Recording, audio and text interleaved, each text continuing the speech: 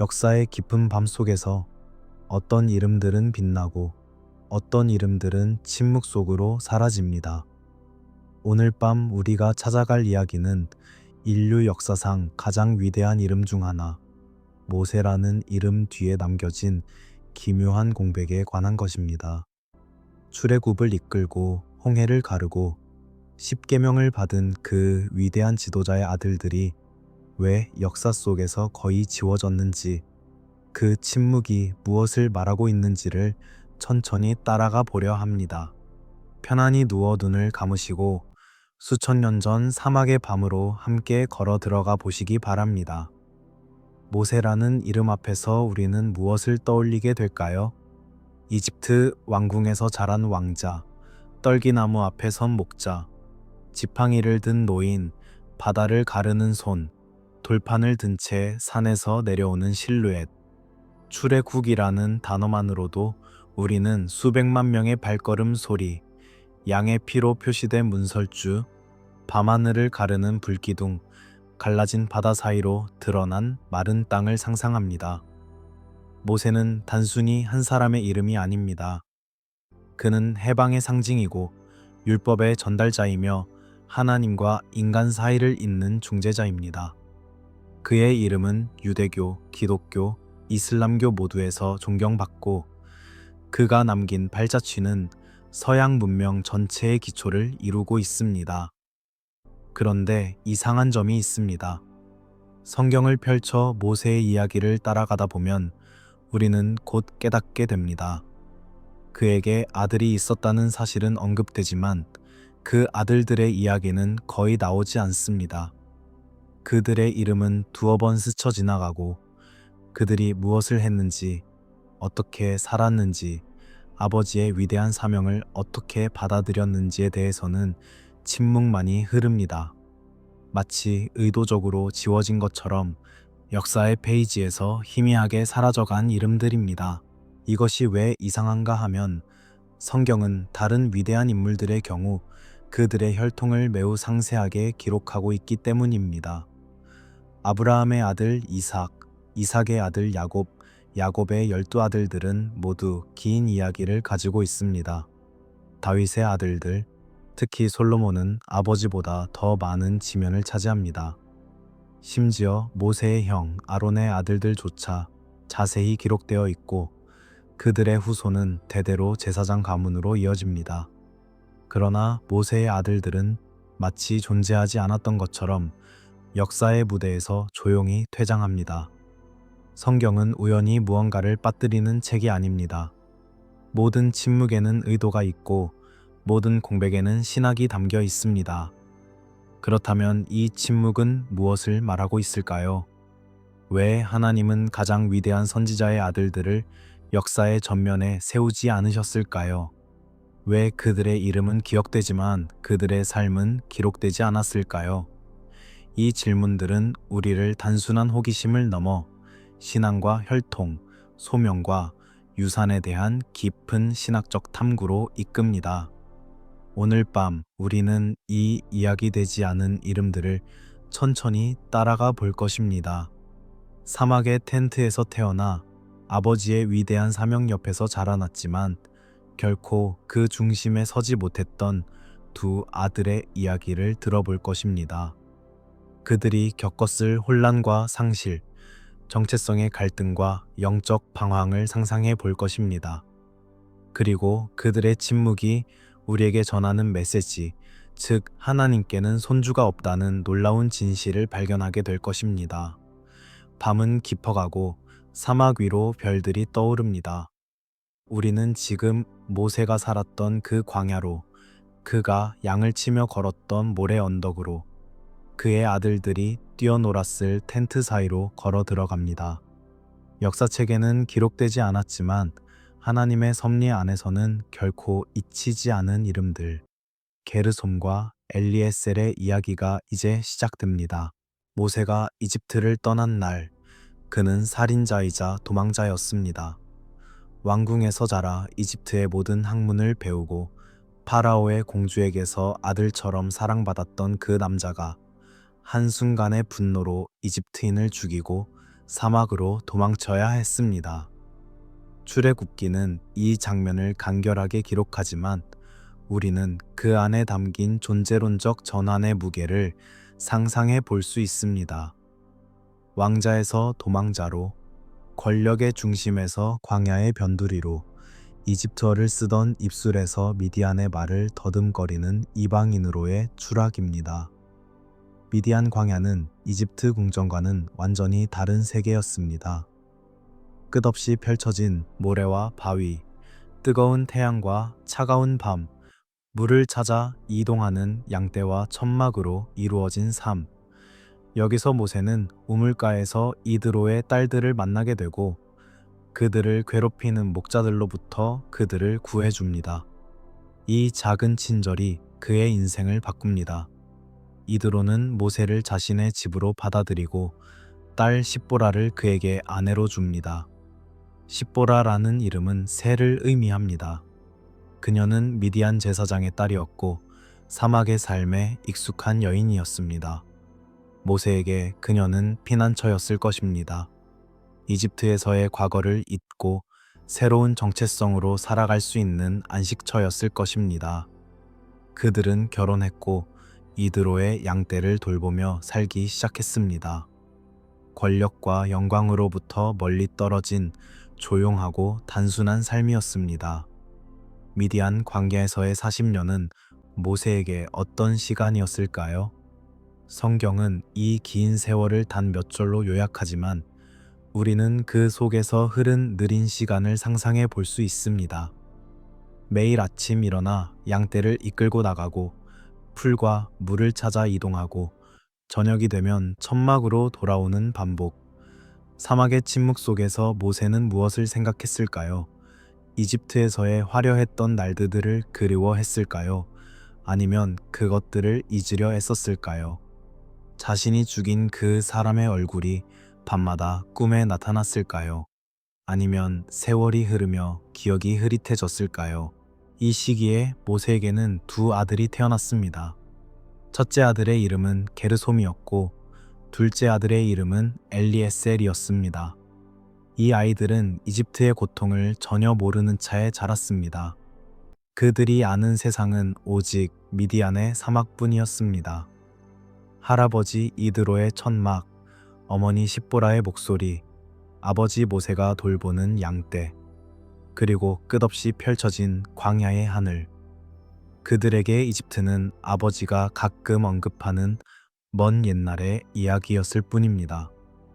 게르솜과 엘리에셀은 히브리 아이도 아니었고 완전히 미디안 아이도 아니었습니다. 그들의 아버지는 이집트 궁전에서 자란 히브리인이었지만 그들의 어머니는 미디안 제사장의 딸이었습니다. 그들은 어떤 언어를 먼저 배웠을까요? 미디안어였을 가능성이 큽니다. 할아버지와 어머니, 그리고 주변의 모든 사람들이 쓰는 언어였으니까요. 히브리어는 아버지가 가르쳐 주었을 테지만 그것은 일상의 언어가 아니라 과거의 언어, 기억의 언어였을 것입니다. 이 아이들에게 이스라엘이라는 정체성은 얼마나 실제적이었을까요? 그들은 자신들이 아브라함과 이삭과 야곱의 후손이라는 것을 알았을까요? 이집트에서 노예로 살고 있는 동족들에 대해 들었을까요? 하나님께서 그들의 조상들에게 약속하신 땅에 대해 배웠을까요? 아니면 그 모든 것이 아버지의 먼 과거에 속한 자신들과는 무관한 이야기처럼 느껴졌을까요? 미디안 광야는 고요했습니다. 이집트에서는 히브리인들이 벽돌을 굽느라 신음하고 있었지만 여기서는 그 고통의 소리가 들리지 않았습니다. 이집트에서는 파라오가 히브리 남자아이들을 나일강에 던지라고 명령하고 있었지만 여기서는 그 공포가 느껴지지 않았습니다. 게르솜과 엘리에셀은 평화로운 사막에서 자랐습니다. 그들은 고난받는 민족의 일원이 아니라 자유로운 유목민의 손자로 자랐습니다. 이것이 문제였습니다. 민족적 기억으로부터 분리된 세대는 그 민족의 정체성을 잃어버립니다. 고난을 함께 겪지 않은 사람은 해방의 의미를 이해할 수 없습니다. 노예였던 적이 없는 사람에게 자유는 당연한 것이지 은혜가 아닙니다. 게르솜과 엘리에셀은 이집트의 고통을 경험하지 못했기에 출애굽의 의미를 온전히 이해할 수 없는 위치에 있었습니다.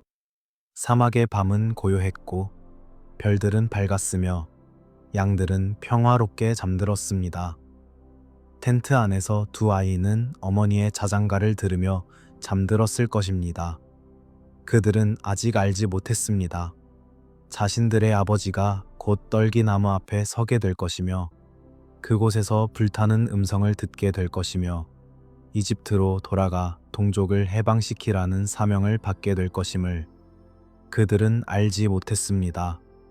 자신들의 평화로운 윤영이가 곧 끝날 것이며 아버지가 떠나게 될 것이며 자신들은 역사의 가장 큰 사건에서 배제되리라는 것을. 모래바람이 천막을 스치고 지나갑니다. 사막의 고요 속에서 모세는 깊은 잠에 빠져 있고 십보라는 아이들을 꼭 껴안고 있으며 게르솜과 엘리에셀은 아무것도 모른 채 꿈을 꿉니다. 그들의 이름만이 어둠 속에서 속삭입니다. 게르솜, 엘리에셀, 이방인이 된 자, 하나님이 도우신 자. 그 이름들 속에는 이미 그들의 운명이 새겨져 있었습니다. 성경에서 이름은 단순한 호칭이 아닙니다. 이름은 정체성이고 운명이며 때로는 예언입니다. 아브라함은 많은 민족의 아버지라는 뜻이고 이삭은 웃음이라는 뜻이며 야곱은 발꿈치를 잡다 또는 속이다 라는 뜻입니다. 이름은 그 사람의 탄생 배경이나 부모의 경험, 하나님의 계획을 담고 있습니다. 그래서 때로 하나님은 사람의 이름을 바꾸십니다. 아브람을 아브라함으로, 사레를 사라로, 야곱을 이스라엘로 바꾸시며 그들의 정체성을 새롭게 하십니다. 모세가 첫째 아들에게 지어준 이름은 게르솜이었습니다. 히브리어로 게르는 이방인, 나그네를 의미하고 솜은 거기에라는 뜻입니다. 합쳐서 게르솜은 나는 이방인이 되었다 또는 나는 이방 땅에서 나그네가 되었다 라는 의미를 담고 있습니다. 출애굽기 2장 22 절은 이렇게 기록합니다. 모세가 그의 이름을 게르솜이라 불렀으니 이는 그가 이르기를 내가 타국에서 나그네가 되었다 함이더라. 이 이름에는 모세의 깊은 상실감이 배어 있습니다. 그는 이집트 왕궁에서 자랐지만 그곳은 진정한 고향이 아니었습니다. 그는 히브리인이었지만 동족들 사이에서도 받아들여지지 못했습니다. 그가 히브리인을 위해 이집트인을 죽였을 때 다음 날 히브리인들은 그에게 누가 너를 우리의 지도자와 재판관으로 세웠느냐고 비웃었습니다. 그래서 그는 도망쳤고 미디안에 왔습니다. 하지만 미디안도 그의 고향은 아니었습니다. 그는 어디에도 속하지 못한 사람, 영원한 이방인이었습니다. 그리고 이제 그는 자신의 아들에게 이 정체성을 이름으로 새겨 넣습니다. 게르솜, 나는 이방인이 되었다. 이 아이가 평생 자신의 이름을 부를 때마다 그리고 다른 사람들이 이 아이를 부를 때마다 이 선언은 반복됩니다. 너는 이방인의 아들이다. 너는 어디에도 온전히 속하지 못한 자의 후손이다. 이것이 너의 정체성이다. 둘째 아들의 이름은 엘리에셀이었습니다. 엘은 하나님을, 에셀은 도움을 의미합니다. 엘리에셀은 하나님은 나의 도움이시다 라는 뜻입니다. 출애굽기 18장 4 절은 이렇게 설명합니다. 또 한 아들의 이름은 엘리에셀이니 이는 내 조상의 하나님이 나의 도움이 되사 나를 바로의 칼에서 구원하셨다 함이더라. 이 이름은 감사의 고백처럼 들립니다. 그리고 실제로 그것은 감사였을 것입니다. 모세는 죽을 뻔한 위기에서 벗어났고 안전한 곳으로 도망쳤으며 새로운 가정을 이루었습니다. 하나님께서 그를 보호하셨고 도우셨으며 생존하게 하셨습니다. 이것은 부인할 수 없는 사실이었고 엘리에셀이라는 이름은 그 감사를 담고 있습니다. 그러나 이 두 이름을 함께 놓고 보면 우리는 무언가 빠진 것을 느낍니다. 게르솜은 모세 개인의 상실을 말하고 엘리에셀은 모세 개인의 구원을 말합니다. 두 이름 모두 나, 즉 모세 자신에 관한 것입니다. 이스라엘이 없고 언약이 없으며 약속의 땅이 없습니다. 아브라함과 이삭과 야곱의 하나님에 대한 신앙은 있지만 이스라엘의 미래에 대한 비전은 없습니다. 다른 족장들의 이름과 비교해 보십시오. 야곱이 요셉과 베냐민을 낳았을 때 그 이름들은 어떤 의미를 담고 있었습니까? 요셉은 더하다라는 뜻으로 하나님께서 또 다른 아들을 더해 주시기를 바라는 소망이 담겨 있었습니다. 베냐민은 오른손의 아들이라는 뜻으로 라헬이 죽으면서 고통의 아들이라고 부르려던 것을 야곱이 축복의 이름으로 바꾼 것입니다. 이름들 속에는 미래가 있었고 후손에 대한 기대가 있었으며 하나님의 약속이 이어질 것이라는 믿음이 있었습니다. 그러나 모세 아들들 이름에는 그런 것이 없습니다. 게르솜과 엘리에셀은 과거를 돌아보는 이름이지 미래를 바라보는 이름이 아닙니다. 개인의 경험을 기록하는 이름이지 민족의 소명을 선포하는 이름이 아닙니다. 모세는 자신의 상처와 자신의 구원을 아들들의 이름에 새겼지만 하나님의 언약과 이스라엘의 운명은 새기지 않았습니다. 이것이 의미하는 바를 생각해 보십시오. 모세는 이 시점에서 아직 자신의 사명을 알지 못했습니다. 그는 도망자로 살고 있었고 과거를 잊으려 애쓰고 있었으며 미디안에서 평범한 삶을 살아가려 하고 있었습니다. 그의 아들들 이름은 이 현실을 반영합니다. 그는 이스라엘의 지도자가 되리라고 꿈꾸지 않았고 출애굽을 이끌리라고 상상하지 못했으며 자신의 아들들이 언약 백성의 일부가 되리라고 기대하지 않았습니다. 게르솜과 엘리에셀은 평생 이 이름을 들으며 자랐습니다. 그들이 자신의 이름의 의미를 알게 되었을 때 무엇을 느꼈을까요? 자신들이 아버지의 상처를 대표하는 이름을 가지고 있다는 것을, 자신들의 존재가 아버지의 이방인됨을 선언한다는 것을 알았을 때 그들은 어떤 감정을 느꼈을까요? 자랑스러움이었을까요? 아니면 무거움이었을까요? 소속감이었을까요? 아니면 소외감이었을까요? 언약의 언어가 부재한 가정에서 자란 아이들은 어떻게 될까요? 하나님의 약속이 대화의 중심이 아니라 주변부에 머물러 있는 가정에서 자란 아이들은 어떤 신앙을 형성하게 될까요? 모세는 분명 경건한 사람이었고 하나님을 믿었으며 아들들에게도 하나님에 대해 가르쳤을 것입니다. 그러나 그의 신앙은 이 시점에서 아직 사적이고 개인적이었습니다. 하나님은 나의 도움이시지만 이스라엘의 구원자로서는 아직 경험되지 않았습니다. 밤은 깊어지고 사막의 별들은 셀 수 없이 많습니다. 어디선가 양 한 마리가 작게 울고 멀리서 바람이 모래를 쓸며 지나갑니다. 텐트 안에서 게르솜과 엘리에셀은 잠들어 있고 그들의 어린 가슴 속에는 아직 형성되지 않은 정체성이 조용히 자라고 있습니다. 그들은 아직 알지 못합니다. 자신들의 이름이 예언이 될 것임을, 그리고 그 예언이 평생 그들을 따라다닐 것임을. 불안은 조용히 그러나 확실하게 그들의 삶 속으로 스며들고 있습니다. 출애굽기 4장은 성경에서 가장 이해하기 어렵고 가장 두려운 장면 중 하나를 담고 있습니다. 모세가 하나님의 부르심을 받고 이집트로 돌아가던 중 여관에서 머물게 되었을 때 일어난 일입니다. 성경은 이렇게 기록합니다. 여호와께서 길의 여관에서 모세를 만나사 그를 죽이려 하신지라. 하나님께서 모세를 죽이려 하셨다는 이 문장은 우리를 당황하게 만듭니다. 방금 전까지 하나님은 모세를 부르시고 그에게 사명을 주시고 함께 하시겠다고 약속하셨습니다.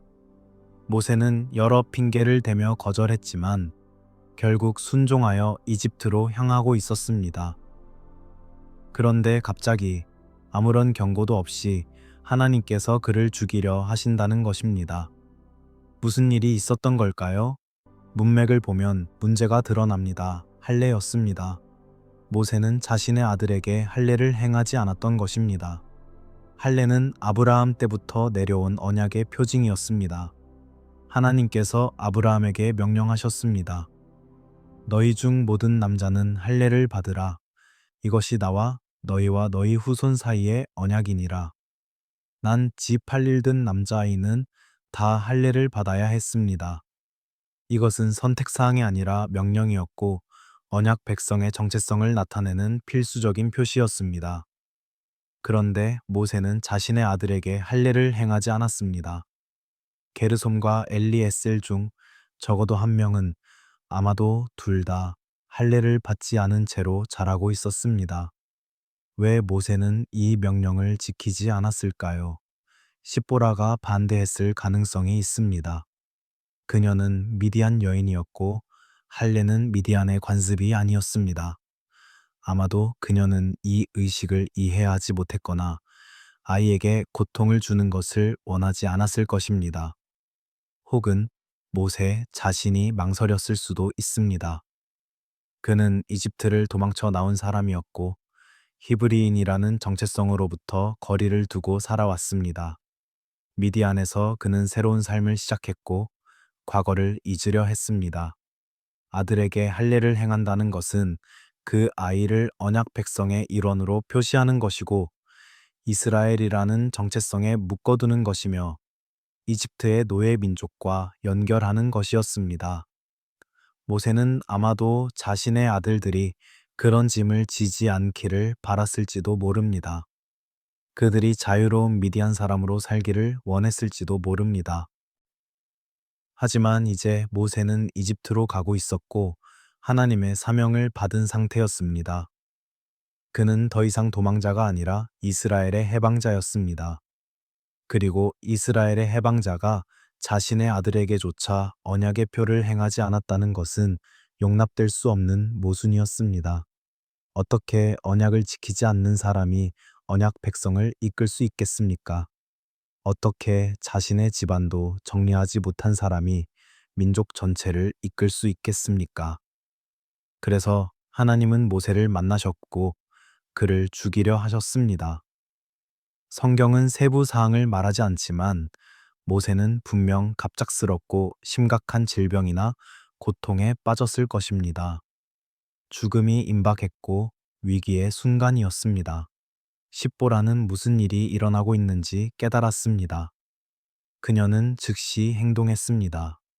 부싯돌을 가져다가 아들의 포피를 베어 모세의 발에 던지며 말했습니다. 당신은 참으로 내게 피의 신랑이로다. 이 장면은 피로 얼룩져 있습니다. 급하게 행해진 할례, 아이의 고통, 잘려진 살, 흐르는 피, 그리고 그것을 던지는 행위.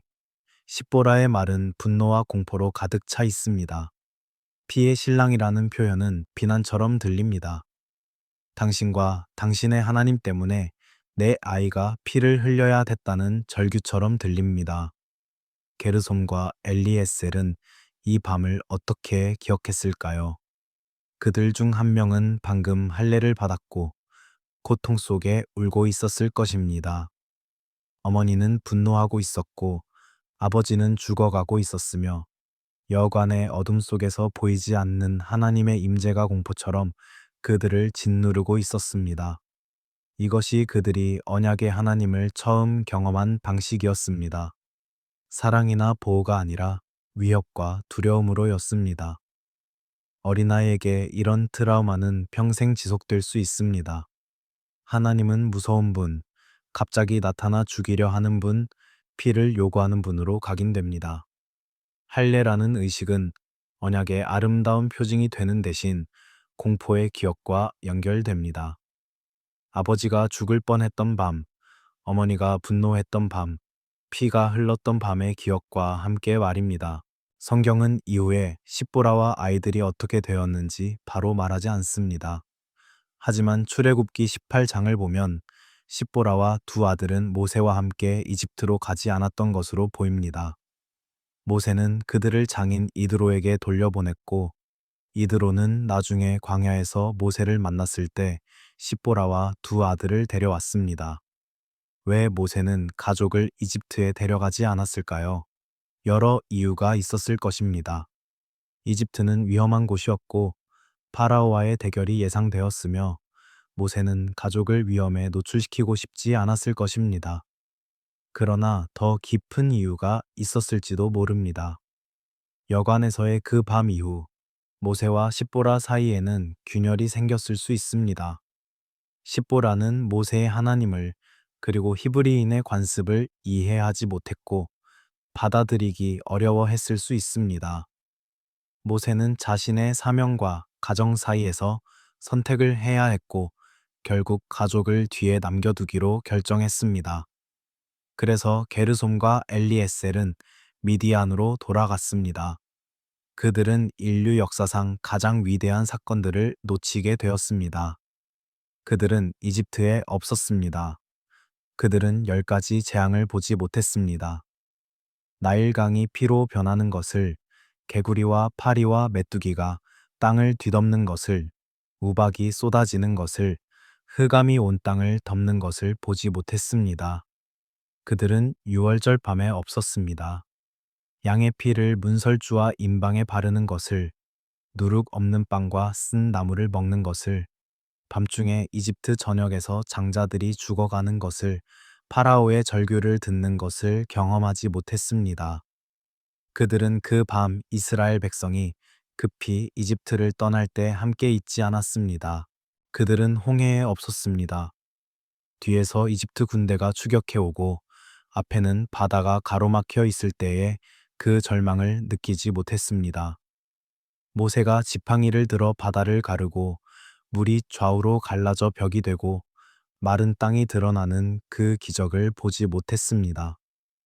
백성들이 바다 한가운데를 걸어 건너가는 것을, 이집트 군대가 물에 삼켜지는 것을, 구원의 노래를 부르는 것을 함께하지 못했습니다. 이것은 단순히 몇 가지 사건을 놓친 것이 아니었습니다. 이것은 민족의 탄생 순간을 놓친 것이었습니다. 이스라엘이라는 정체성은 이집트에서의 노예 생활과 하나님의 기적적인 구원의 경험에서 형성되었습니다. 출애굽은 단순한 역사적 사건이 아니라 언약 백성을 정의하는 핵심 경험이었습니다. 그것을 경험하지 못한 사람은 이스라엘 사람이라고 하기 어려웠습니다. 게르솜과 엘리에셀은 나중에 광야에서 아버지와 합류했습니다. 이드로가 그들을 데리고 왔을 때 모세는 분명 기뻐하며 그들을 맞이했을 것입니다. 그러나 그들이 이스라엘 진영에 들어왔을 때 그들은 이방인처럼 느껴졌을 것입니다.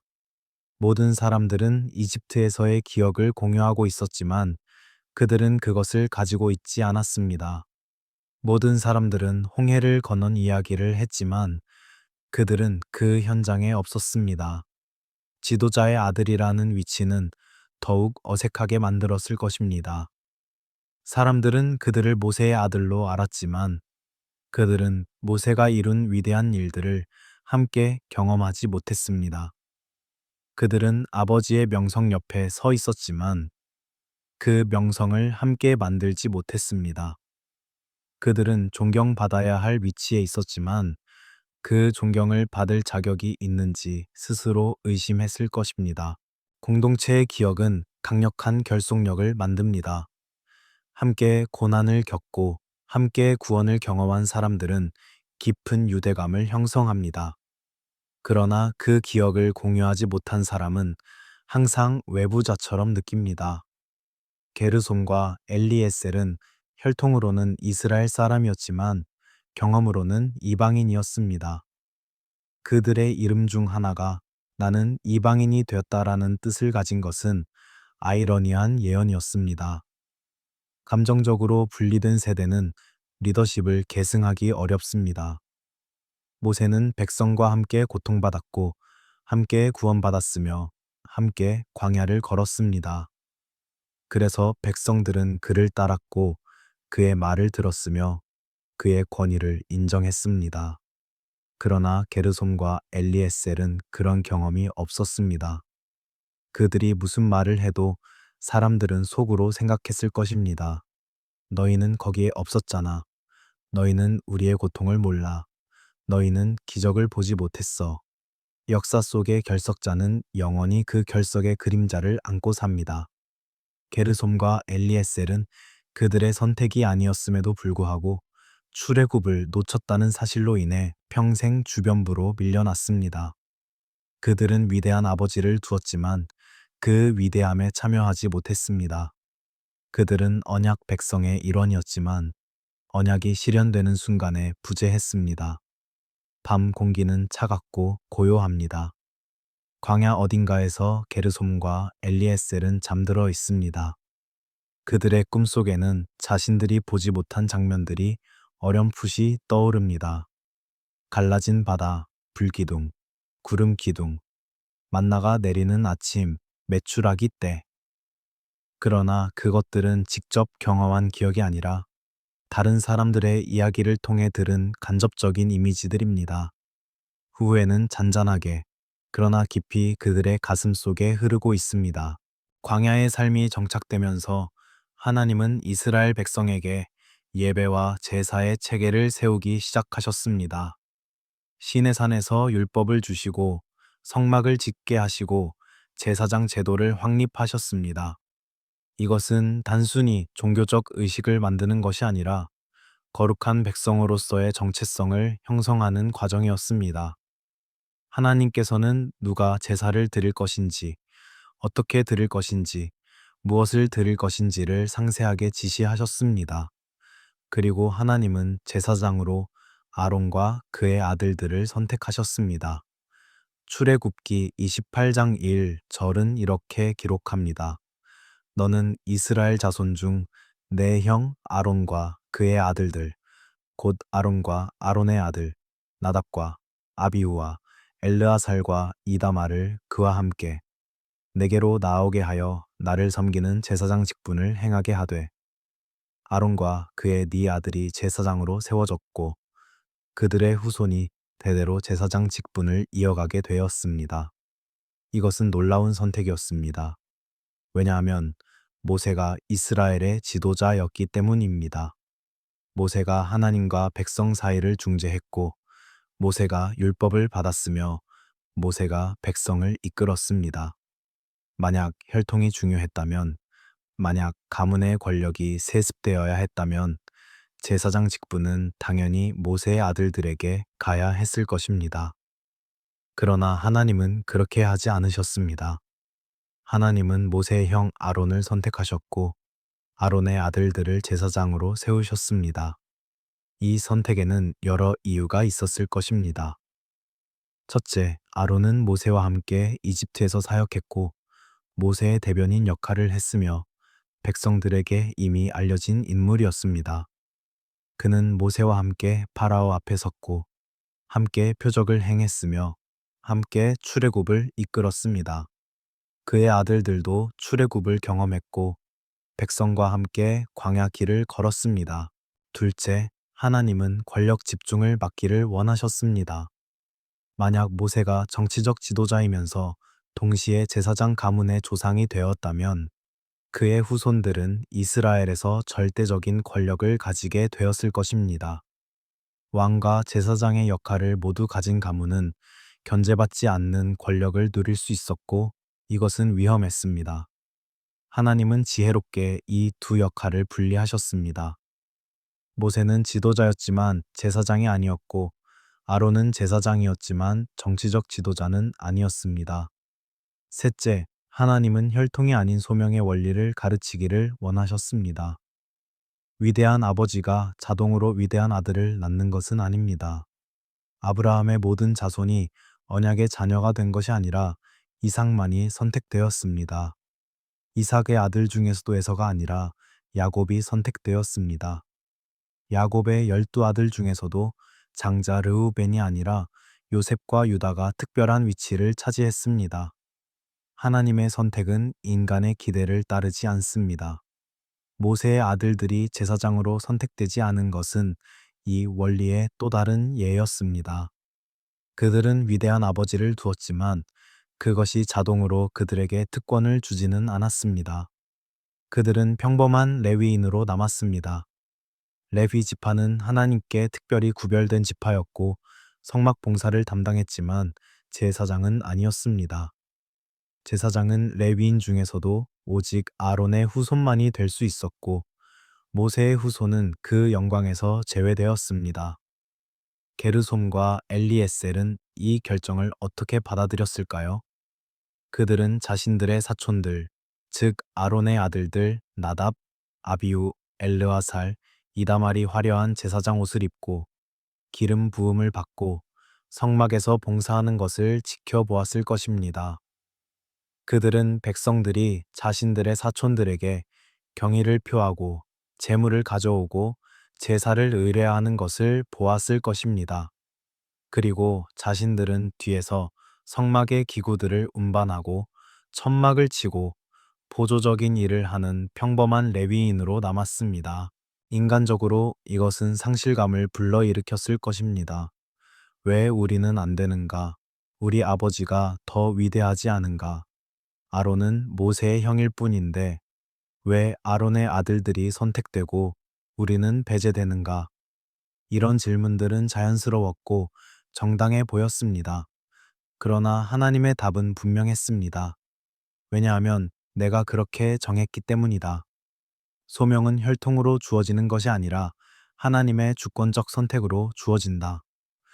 무대 뒤로 밀려난 이름들은 역사에서 잊힙니다. 게르솜과 엘리에셀은 더 이상 중요한 인물로 언급되지 않습니다. 그들은 모세의 아들이라는 소개와 함께 가끔 등장하지만 그들 자신의 업적이나 이야기는 거의 없습니다. 그들은 유명한 아버지의 그림자 속에서 살았고 그 그림자에서 벗어나지 못했습니다. 그러나 여기에는 신적 질서가 있었습니다. 하나님은 인간 왕조를 만들기를 원하지 않으셨습니다. 하나님은 한 가문이 모든 권력을 독점하는 것을 막으셨습니다. 하나님은 각 사람을 개별적으로 부르시고 각자에게 고유한 소명을 주시며 혈통이 아닌 순종을 기준으로 축복하셨습니다. 이것은 평등의 원리였고 은혜의 원리였습니다.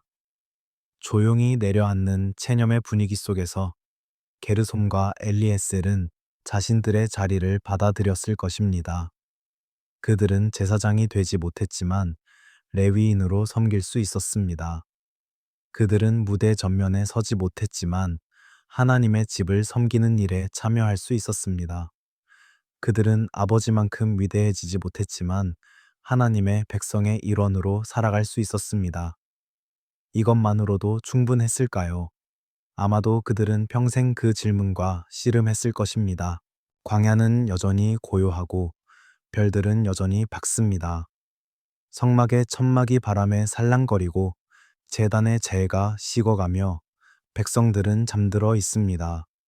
게르솜과 엘리에셀도 어디선가 잠들어 있을 것입니다. 그들의 꿈속에는 무엇이 펼쳐지고 있을까요? 자신들이 가질 수 없었던 영광일까요? 아니면 자신들이 받은 소박한 소명에 대한 평화일까요? 우리는 알 수 없습니다. 다만 그들의 이름이 역사에 남아 조용히 우리에게 무언가를 속삭이고 있다는 것만은 압니다. 레위기는 제사와 거룩함에 관한 책입니다. 그 안에는 수많은 규정들이 담겨 있습니다.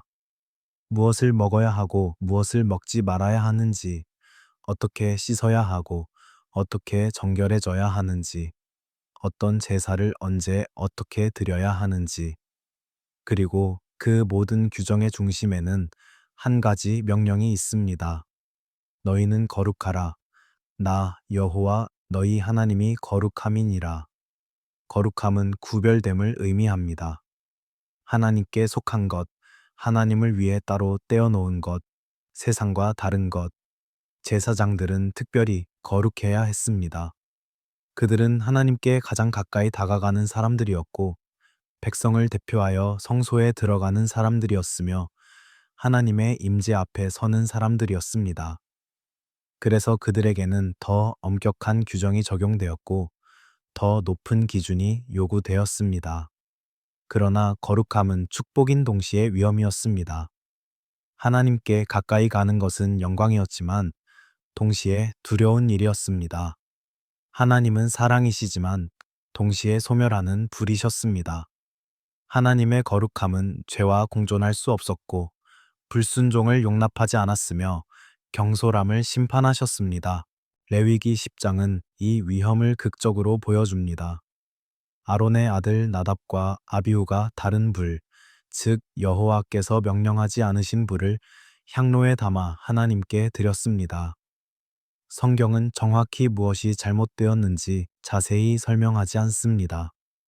어떤 학자들은 그들이 술에 취한 상태였다고 추측하고 어떤 이들은 정해진 시간이 아닌 때에 분향했다고 말하며 또 어떤 이들은 제단의 불이 아닌 다른 출처의 불을 사용했다고 해석합니다. 정확한 이유가 무엇이었든 결과는 충격적이었습니다. 불이 여호와 앞에서 나와 그들을 삼켰고 그들은 여호와 앞에서 죽었습니다. 즉각적이고 무자비한 심판이었습니다. 아론은 방금 제사장으로 임직된 자신의 아들들이 하나님의 불에 타 죽는 것을 목격해야 했습니다. 그는 아무 말도 할 수 없었습니다. 성경은 이렇게 기록합니다. 아론이 잠잠하니 모세는 아론에게 말했습니다. 이것이 여호와께서 말씀하신 바라 이르시기를 나는 나를 가까이 하는 자 중에 내 거룩함을 나타내겠고 온 백성 앞에 내 영광을 나타내리라 하셨느니라. 하나님의 거룩함은 가까이 다가오는 자들에게 더욱 엄격하게 요구되었습니다. 특권이 클수록 책임도 컸고 영광이 클수록 위험도 컸습니다. 게르솜과 엘리에셀은 이 사건을 어떻게 받아들였을까요? 그들의 사촌 2명이 방금 죽었습니다. 나답과 아비후, 함께 자랐을 친척들이 하나님의 불에 타 죽었습니다. 제사장의 영광을 누리던 그들이 그 영광으로 인해 목숨을 잃었습니다. 아침에는 살아 있었던 사람들이 저녁이 되기 전에 죽었습니다. 이 순간 게르솜과 엘리에셀은 아마도 깨달았을 것입니다. 자신들이 제사장으로 선택되지 않은 것이 저주가 아니라 보호였을 수도 있다는 것을. 만약 그들이 제사장이 되었다면 그들도 나답과 아비후처럼 하나님의 거룩함 앞에서 실수할 수 있었습니다. 그들도 다른 불을 드릴 수 있었고 규정을 어길 수 있었으며 하나님의 진노를 살 수 있었습니다. 하나님께서 가까이 가지 못하게 하신 것은 때로 은혜입니다. 감당할 수 없는 영광의 무게로부터 보호받는 것은 축복입니다. 나답과 아비후는 제사장의 영광을 누렸지만 그 영광을 감당하지 못했습니다. 게르솜과 엘리에셀은 그 영광을 갖지 못했지만 그로 인해 살아남았습니다. 승진이 항상 축복은 아닙니다. 더 높은 자리가 항상 더 나은 것은 아닙니다. 더 가까이 가는 것이 항상 안전한 것은 아닙니다. 하나님은 각 사람을 그들이 감당할 수 있는 곳에 두십니다.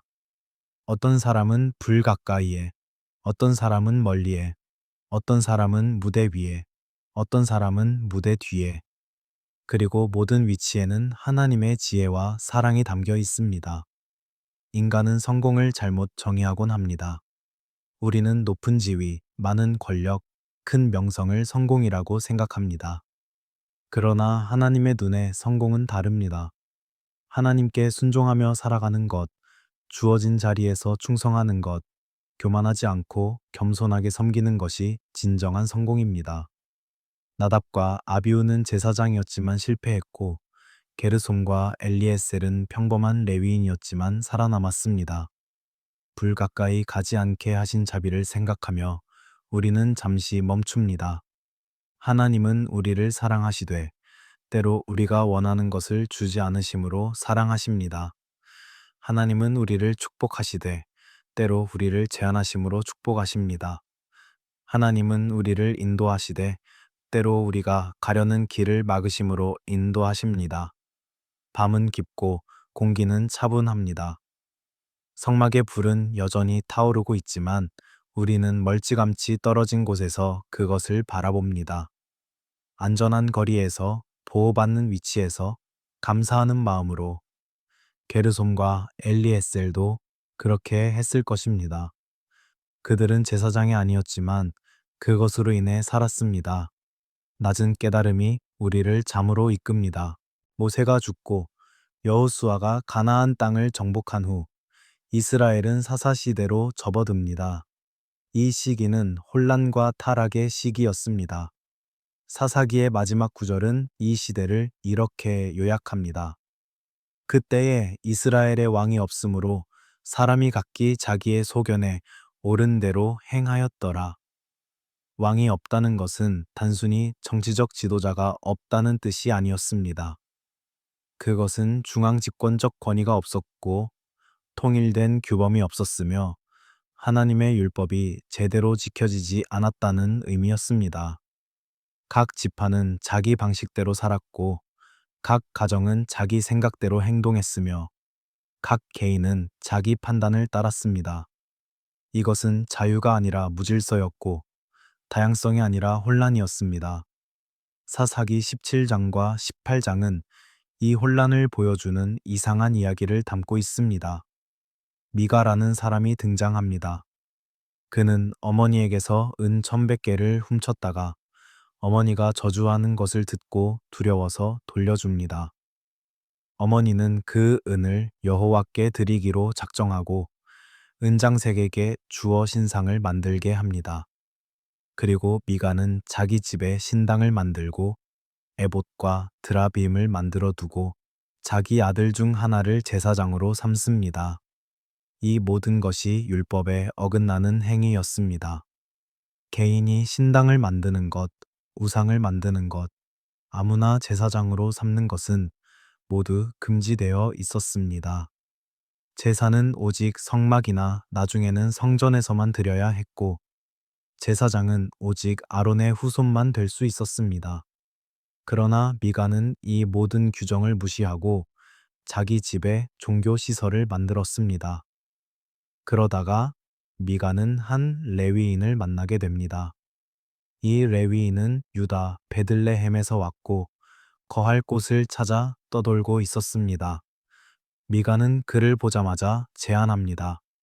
나와 함께 살며 나의 아버지와 제사장이 되라. 내가 해마다 은 10개와 의복 한 벌과 먹을 것을 주리라. 레위인은 이 제안을 받아들이고 미가의 집에 살며 그의 제사장이 됩니다. 이 레위인은 누구였을까요? 그는 이름이 요나단이었고 나중에 밝혀지는 바에 따르면 그는 모세의 손자였습니다.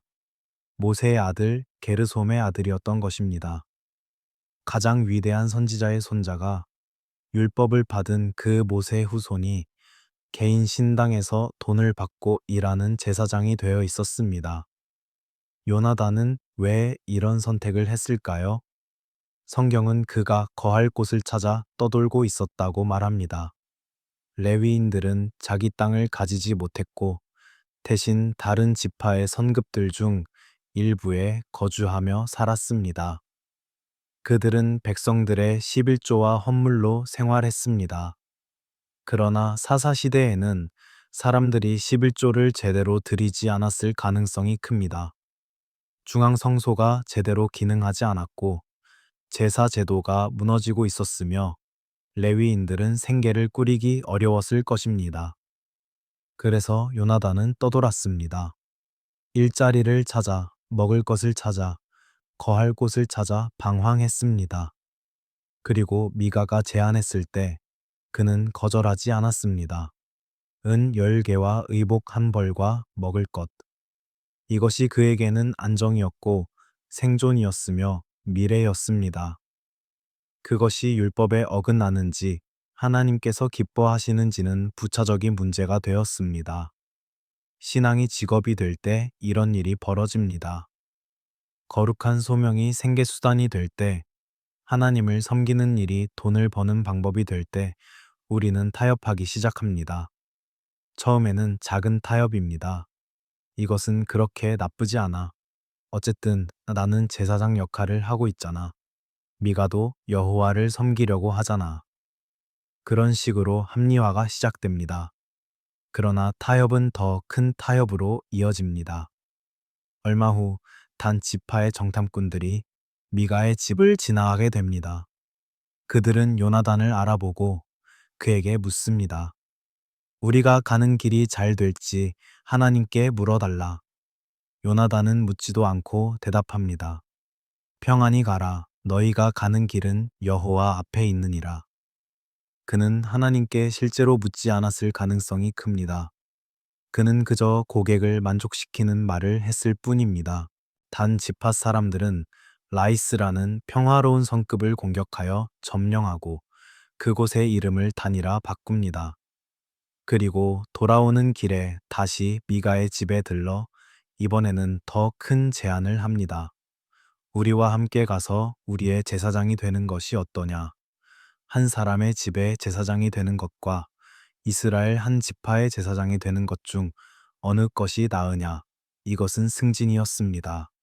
더 많은 사람, 더 많은 돈, 더 큰 지위. 요나단은 망설이지 않았습니다. 그는 미가의 신당에서 에봇과 드라빈과 신상을 가지고 단 지파 사람들과 함께 떠났습니다. 미가가 쫓아와서 항의했지만 단 지파 사람들은 위협했고 미가는 포기하고 돌아갈 수밖에 없었습니다. 요나단은 단 지파의 제사장이 되었고 그들이 만든 신당에서 섬겼습니다. 그리고 그의 자손들이 대대로 그 위치를 이어갔습니다. 거룩함보다 안정을 택했고 순종보다 지위를 택했으며 하나님의 뜻보다 자기 야망을 택한 결과였습니다. 언약의 그림자는 점점 흐려져 갔습니다. 사사시대는 영적 암흑기였고 레위인들조차 타락했으며 모세의 후손도 예외가 아니었습니다. 위대한 조상을 두었다고 해서 자동으로 위대해지는 것이 아니었습니다. 혈통은 보장이 아니었고 유산은 자동으로 전승되지 않았으며 각 세대는 자신의 선택에 책임을 져야 했습니다. 밤은 깊고 혼란스럽습니다. 우리는 요나단이 어둠 속에서 신상 앞에 서 있는 모습을 상상합니다. 그의 할아버지 모세는 금송아지를 부수고 가루로 만들었지만 그의 손자는 우상 앞에서 분향하고 있습니다. 느리고 무거운 서술이 우리를 더 깊은 곳으로 이끕니다. 역사는 반복되지 않지만 때로 운율을 맞춥니다. 사사기 18장 30 절은 성경에서 가장 놀라운 구절 중 하나입니다. 단 자손은 자기를 위하여 그 새긴 신상을 세웠고 모세의 손자 게르솜의 아들 요나단과 그의 자손은 단 지파의 제사장이 되어 이 백성이 사로잡히는 날까지 이르렀더라. 모세의 손자. 이 네 글자는 충격적입니다. 출애굽을 이끈 모세, 십계명을 받은 모세, 금송아지를 부순 모세, 우상 숭배를 가장 엄격하게 반대한 모세의 손자가 우상을 섬기는 제사장이 되었다는 것입니다. 이것은 단순한 아이러니가 아니라 비극이었고 경고였으며 충격적인 진실이었습니다. 그런데 여기에는 더 놀라운 사실이 숨어 있습니다. 히브리어 원문을 보면 모세라는 이름이 이상하게 쓰여 있습니다. 일반적으로 모세는 히브리어로 모세인데 여기서는 메으나세로 쓰여 있습니다. 므나세는 므으나세, 즉 요셉의 아들이자 이스라엘의 지파 중 하나인 므으나세를 가리키는 이름입니다. 왜 이렇게 쓰였을까요? 학자들은 이것이 필사자들의 의도적인 수정이라고 봅니다. 원래는 모세였는데 나중에 필사자가 모세라는 위대한 이름에 먹칠하지 않기 위해 자음 하나를 추가하여 메우나세로 바꾸었다는 것입니다. 히브리어 자음으로 모세는 MSH이고 메우나세는 MNSH입니다. 즉 N 자음 하나가 추가된 것입니다. 고대 히브리어 사본들을 보면 이 N 자음이 작은 글씨로 또는 위에 떠 있는 형태로 쓰여 있습니다. 이것은 이 글자가 나중에 추가되었다는 것을 보여주는 표시입니다. 필사자들은 원문을 바꾸고 싶었지만 동시에 원문을 완전히 지우고 싶지도 않았습니다. 그래서 이런 절충간을 만들었습니다. 글자를 추가하되 그것이 추가된 것임을 표시해 두는 것입니다. 인간이 영웅을 보호하려는 본능은 강력합니다. 우리는 우리가 존경하는 사람의 명예를 지키고 싶어 합니다. 그들의 실수를 감추고 그들의 후손의 실패를 숨기고 그들의 이미지를 깨끗하게 유지하고 싶어 합니다. 필사자들도 마찬가지였습니다. 그들은 모세라는 이름이 우상숭배와 연결되는 것을 견딜 수 없었습니다. 그래서 이름을 바꾸려 했습니다. 그러나 진실은 숨겨지지 않습니다. 작은 글씨로 표시된 N 자음은 오히려 더 큰 관심을 끌었고 학자들은 이것이 수정되었다는 것을 알아챘으며 원래 이름이 모세였다는 것을 밝혀냈습니다. 숨기려는 시도는 오히려 주목을 받게 만들었고 보호하려던 명예는 오히려 더 큰 질문을 불러일으켰습니다. 이것이 우리에게 말하는 것은 무엇일까요? 혈통신앙의 붕괴입니다. 위대한 조상을 가졌다고 해서 자동으로 신실한 후손이 되는 것이 아니라는 사실입니다.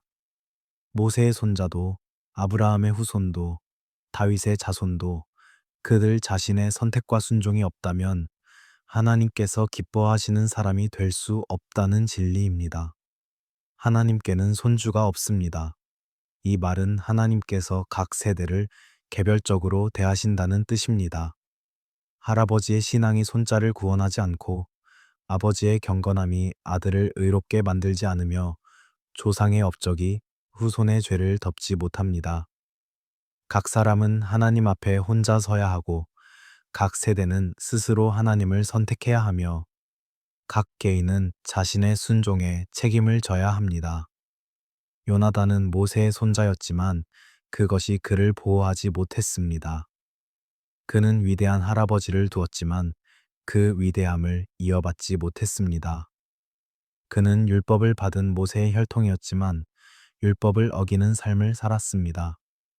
그리고 성경은 이 사실을 숨기지 않고 기록했습니다. 비록 나중에 필사자들이 이름을 바꾸려 했지만 진실은 남아 있습니다. 침묵이 말하는 가장 큰 교훈은 이것입니다. 하나님은 사람을 차별하지 않으시고 혈통을 특권으로 여기지 않으시며 각 사람을 그들의 행위대로 판단하신다는 것입니다. 모세의 손자라는 신분이 요나단을 구원하지 못했고 오히려 그의 타락을 더욱 극명하게 드러냈습니다.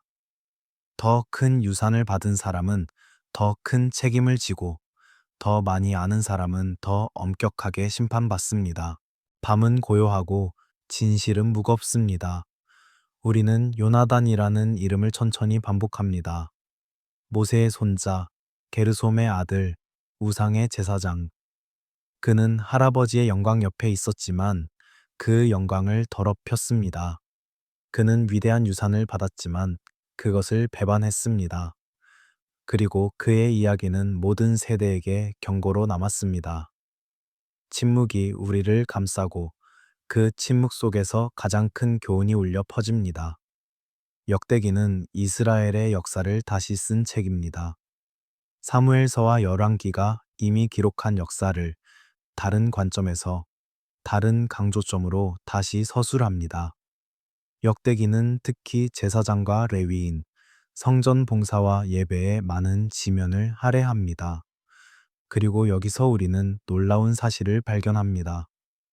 모세의 후손들이 다시 등장하는 것입니다. 역대기상 23장은 다윗이 레위인들을 조직하는 장면을 기록합니다. 레위인들은 성전에서 다양한 역할을 맡았습니다. 어떤 이들은 노래하고, 어떤 이들은 문을 지키고, 어떤 이들은 기구를 관리하고, 어떤 이들은 보물을 맡았습니다. 그리고 이 조직 속에서 모세의 후손들이 언급됩니다. 역대기상 23장 14절부터 15절까지는 이렇게 기록합니다. 하나님의 사람 모세의 아들들은 레위 지파 중에 기록되었으니 모세의 아들은 게르솜과 엘리에셀이라.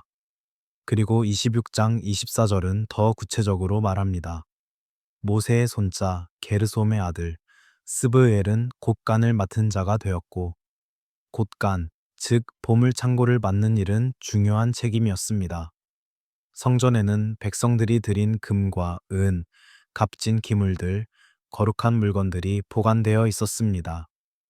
이것들을 관리하는 일은 신뢰할 수 있는 사람에게만 맡겨질 수 있었습니다. 모세의 후손들은 이 일을 맡았습니다. 그들은 제사장은 아니었지만 성전에서 중요한 역할을 감당했습니다. 이것은 무대의 전면이 아니었습니다. 보물 창고는 성전의 뒤편에 있었고 사람들의 눈에 잘 띄지 않는 곳이었습니다. 제단에서 제사를 드리는 제사장들은 모든 사람이 보았지만 곳간을 관리하는 레위인들은 조용히 뒤에서 일했습니다. 그들은 박수를 받지 못했고 영광을 누리지 못했으며 사람들에게 알려지지 않았습니다. 그러나 그들의 일은 중요했습니다. 성전이 제대로 기능하려면 보물이 잘 관리되어야 했고 재정이 투명해야 했으며 거룩한 물건들이 안전하게 보관되어야 했습니다. 화려하지는 않았지만 필수적인 일이었고 눈에 띄지는 않았지만 없어서는 안 될 봉사였습니다. 섬김의 의미가 여기서 재정이 됩니다. 섬김은 반드시 무대 위에서 이루어지는 것이 아닙니다. 섬김은 반드시 사람들의 박수를 받는 것이 아닙니다. 섬김은 조용히, 성실하게, 신실하게 자기 자리를 지키는 것입니다. 모세의 후손들은 할아버지만큼 유명해지지 못했지만 그들의 자리에서 충성했습니다. 이것은 회복이었습니다. 요나단이 우상의 제사장이 되어 모세의 이름을 더럽혔지만 다른 후손들은 성전에서 신실하게 섬기며 그 이름을 회복했습니다. 혈통으로 타락했던 가문이 충성으로 다시 일어섰습니다. 한 세대의 실패가 영원한 저주가 되지 않았고 회개와 순종을 통해 새로운 시작이 가능했습니다. 역대기는 왜 이들을 다시 기록했을까요? 그것은 희망의 메시지였습니다. 실패한 가문도 다시 일어날 수 있다는 것, 잊힌 이름도 다시 불릴 수 있다는 것, 주변부로 밀려난 사람들도 하나님의 일에 참여할 수 있다는 것을 보여주기 위함이었습니다. 중요한 것은 과거가 아니라 현재의 충성이었고 조상의 영광이 아니라 자신의 순종이었습니다. 왜 하나님은 일부러 모세의 가문을 침묵 속에 두셨을까요?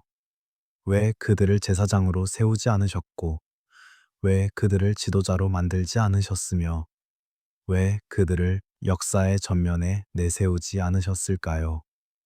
이 질문에 대한 답은 성경 전체의 메시지 속에서 찾을 수 있습니다. 하나님은 인간 왕조를 원하지 않으셨습니다. 이집트에는 파라오 왕조가 있었고, 바벨론에는 왕의 혈통이 있었으며, 페르시아에는 왕가가 있었습니다. 권력은 대대로 세습되었고, 혈통이 모든 것을 결정했으며, 태어날 때부터 웃음명이 정해져 있었습니다. 그러나 하나님의 백성은 달라야 했습니다. 이스라엘에서도 왕정이 세워졌지만 그것조차 하나님의 원래 계획은 아니었습니다. 사무엘상 8장을 보면 백성들이 왕을 요구했을 때 하나님은 그것을 자신을 버리는 행위로 보셨습니다. 하나님은 이스라엘의 왕이셨고 직접 다스리기를 원하셨으며 인간 왕조를 원하지 않으셨습니다. 그러나 백성들이 고집했고 하나님은 허락하셨지만 왕에게도 엄격한 제한을 두셨습니다. 모세의 가문이 권력을 세습했다면 어떻게 되었을까요? 모세는 정치적 지도자였고 만약 그의 아들들이 그 뒤를 이었다면 그들은 왕과 같은 위치를 차지했을 것입니다. 그리고 손자, 증손자로 이어지며 하나의 왕조가 형성되었을 것입니다. 백성들은 모세의 혈통을 신성시했을 것이고 그 가문은 절대적 권위를 가졌을 것이며 견제받지 않는 권력이 발생했을 것입니다. 하나님은 이것을 막으셨습니다. 모세에게는 정치적 권위를 주셨지만 그의 후손들에게는 주지 않으셨습니다. 아론에게는 제사장 직분을 주셨지만 모세에게는 주지 않으셨습니다. 권력을 분산시키셨고 역할을 나누셨으며 한 가문이 모든 것을 독점하지 못하게 하셨습니다. 이것은 지혜였습니다. 더 깊은 이유가 있었습니다. 하나님은 더 큰 아들을 기다리게 하셨습니다. 모세는 위대한 선지자였지만 완벽하지 않았습니다. 그는 백성을 노예에서 해방시켰지만 약속의 땅으로 인도하지 못했습니다. 그는 율법을 주었지만 사람들의 마음을 바꾸지 못했습니다. 그는 언약을 중재했지만 완전한 화목을 이루지 못했습니다. 신명기 18장 15절에서 모세는 예언했습니다. 네, 하나님 여호와께서 너희 가운데 내 형제 중에서 나와 같은 선지자 하나를 너를 위하여 일으키시리니 너희는 그의 말을 들을지니라. 모세와 같은 그러나 모세보다 더 큰 선지자가 올 것이라는 약속이었습니다. 그는 모세가 하지 못한 일을 완성할 것이고 모세가 시작한 출애굽을 완전하게 할 것이며 모세가 중재한 언약을 영원하게 할 것이었습니다. 그 선지자는 예수 그리스도였습니다. 신약 성경은 모세와 예수를 계속 비교합니다. 모세는 이스라엘을 이집트에서 해방시켰지만 예수는 인류를 죄에서 해방시켰습니다. 모세는 홍해를 가르고 백성을 건너게 했지만 예수는 죽음의 권세를 깨뜨리고 부활의 길을 여셨습니다. 모세는 시내 산에서 율법을 받았지만 예수는 산상수훈에서 더 높은 의를 가르치셨습니다. 모세는 만나를 주었지만 예수는 자신이 생명의 떡이라고 선언하셨습니다. 히브리서 3장은 명확하게 말합니다. 그러므로 함께 하늘의 부르심을 받은 거룩한 형제들아, 우리가 믿는 도리의 사도이시며 대제사장이신 예수를 깊이 생각하라. 그는 자기를 세우신 이에게 신실하시기를 모세가 하나님의 온 집에서 한 것과 같이 하셨으니 그는 모세보다 더욱 영광을 받을 만한 것이 마치 집 지은 자가 그 집보다 더욱 존귀함 같으니라. 모세의 아들들이 역사의 전면에 나서지 못한 것은 그들이 더 큰 아들을 위한 자리를 비워두기 위함이었습니다. 만약 모세의 혈통이 대대로 이어져 권력을 누렸다면 사람들은 그 혈통을 의지했을 것이고 더 큰 구원자를 기다리지 않았을 것입니다. 그러나 모세의 후손들이 침묵 속에 남겨짐으로써 이스라엘은 계속 기다려야 했습니다. 모세와 같은 그러나 모세보다 더 큰 선지자를 말입니다.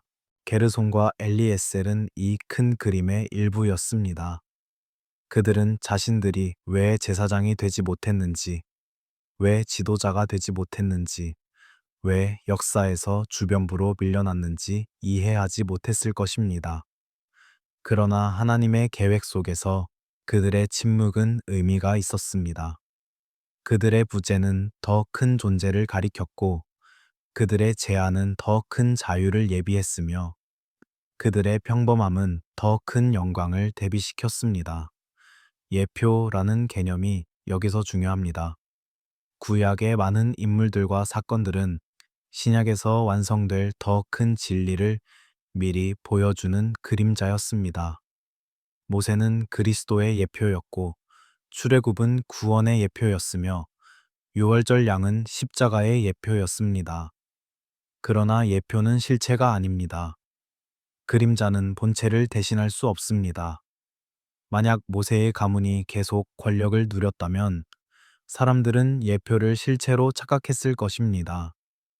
그들은 모세의 후손에게서 구원을 찾았을 것이고 더 큰 모세를 기다리지 않았을 것입니다. 그러나 모세의 후손들이 평범하게 남음으로써 예표는 예표로 남았고 사람들은 실체를 기다릴 수 있었습니다. 역사는 이렇게 흘러갔습니다. 모세가 죽고 여호수아가 백성을 이끌었지만 그도 완전하지 않았습니다. 사사들이 일어났지만 그들도 실패했습니다. 왕들이 다스렸지만 그들 대부분도 하나님을 떠났습니다. 선지자들이 외쳤지만 백성들은 듣지 않았습니다. 그리고 마침내 때가 차마해 하나님께서 자신의 아들을 보내셨습니다. 그 아들은 모세의 혈통에서 나지 않았습니다. 그는 유다 지파에서 다윗의 자손으로 오셨습니다.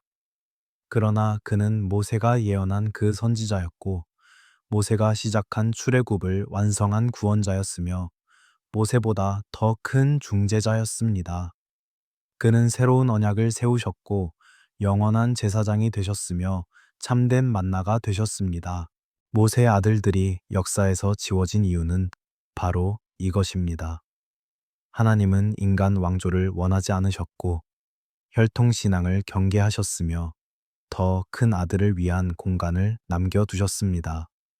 게르솜과 엘리에셀의 침묵은 그리스도의 음성을 위한 침묵이었고 그들의 평범함은 그리스도의 탁월함을 위한 배경이었으며 그들의 부재는 그리스도의 임재를 위한 준비였습니다.